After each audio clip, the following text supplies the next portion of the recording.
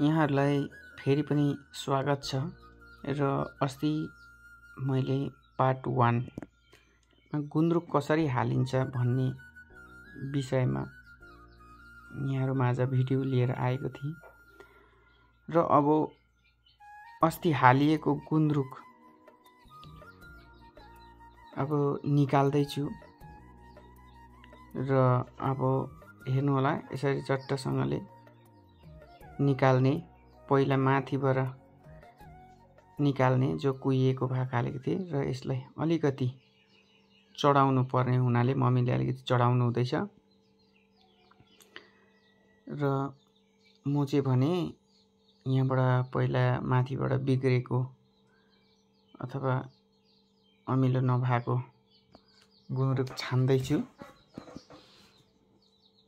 र यसरी माथिबाट कोही माटो परेको हुन्छ, कोही बिग्रेको हुन्छ, त्यो हामीले अस्ति हाल्दाखेरि अलग्गै हालेका थियौं र म छान्दै निकाल्दै छु र यसरी अब राम्रो जति निकालेर चट्ट यसरी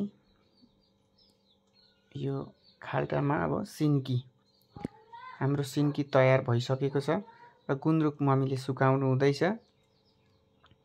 अब सिन्कीको पालो र मैले चाखे पनि सिन्की कस्तो रहेछ भनेर चाख्दा अमिलो ओहो हो हो हो हो साह्रै अमिलो, ओ माई गड के साह्रो अमिलो। चट्टसँगले यसरी चाखे र अचार खानु पनि चट्ट मिठो। यसरी चाखेपछि अब सिन्की निकालियो र तल देखिँदैछ अब गुन्द्रुक जो पत्ता,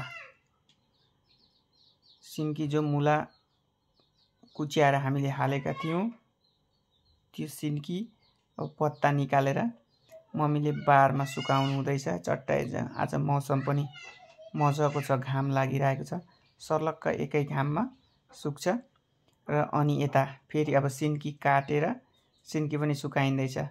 बुबा ठुलो दिदी रमिता हेर्नुहुँदैछ, यहाँ सासु बुहारी सिन्की काटिरहेका छन्। यसरी अब चट्ट काट्ने, मसिनो काट्ने